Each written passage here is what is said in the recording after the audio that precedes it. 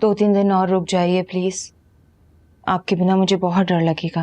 याद है जब तुम अमेरिका जा रही थी तो मैंने तुमसे कहा था कि मत जाओ, रुक जाओ, तो तुमने मुझे क्या जवाब दिया था? तुमने कहा था कि अम्मी आप जैसा सोचेगी वैसा ही होगा। शायद अब तुम्हारी बारी है।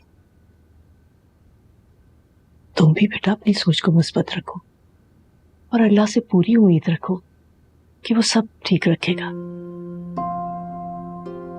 अरसल को अगर शक हो गया तो तुम उसे शक मत होने दो। मैं भी इसीलिए यहां से जा रही हूं ताकि तुम दोनों को तन्हाई में कुछ वक्त मिल सके।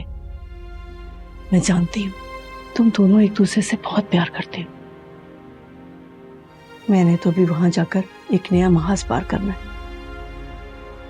तुम्हारा घर जरा सेट हो जाए तो तुम और अरसल 1-2 दिन बाद आना, फिर दूल्हे शबार और नबील की शादी का मसला हल करते हैं। फिक्र ना करो, सब ठीक हो जाएगा।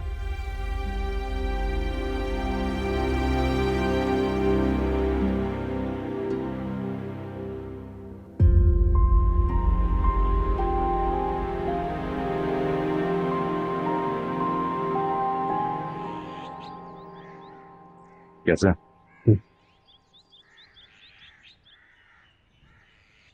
बैठिए।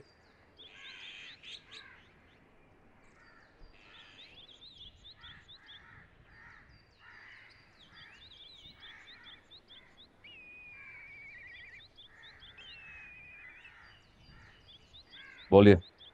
असद माफ करना, इलेक्शन की तैयारी में मसरूफ हूँ इसलिए तुम्हारी बीवी के जनाजे में नहीं आ सका। लेकिन यकीन जानो बहुत अफसोस हुआ। अल्लाह उसकी मग़फ़िरत करे। आमीन।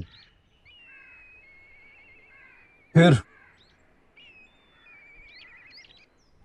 अब आगे का क्या इरादा? क्या मतलब? हमें तो यही पता चला है कि अब तुम बाप नहीं बन सकते और वारिस अब इस दुनिया में तुम्हारा कोई आएगा नहीं।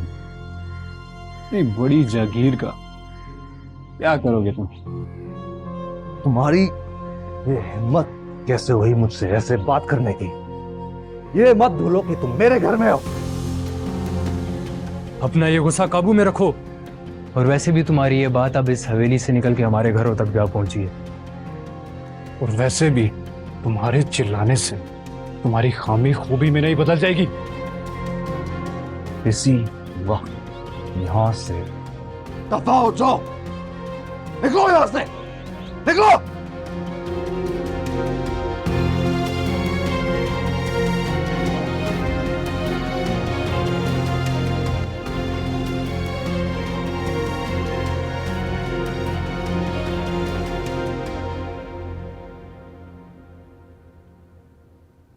निकलो बाहर। अरे फैशन शो नहीं चल रही, जल्दी निकलो।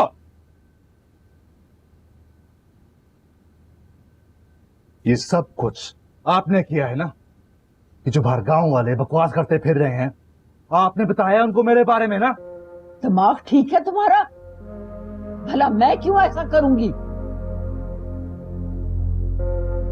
अपने घर की इज्जत को मैं रुस्वा करूंगी? असद, तुम मेरे इकलौते और लाडले पोते हो। मैं तुम्हारे साथ ऐसा करने का सोच भी नहीं सकती। वाह दादी, वाह। पूरे गांव और समाज के सामने मुझे जलील करने के बाद आप मेरे साथ ड्रामा कर रही हैं। बस असद, बहुत हो गया। मेरे प्यार और खुलूस का तुम नाजायज फायदा मत उठाओ, वरना क्या घर से निकालेंगी? सब कुछ तो आप छीन चुकी हैं, तो ये भी कर कर देख लें। लेकिन भूलिए मत दादी, ये सब कुछ मेरा है और मैं किसी और के हाथ नहीं लगने दूंगा, आपके भी नहीं।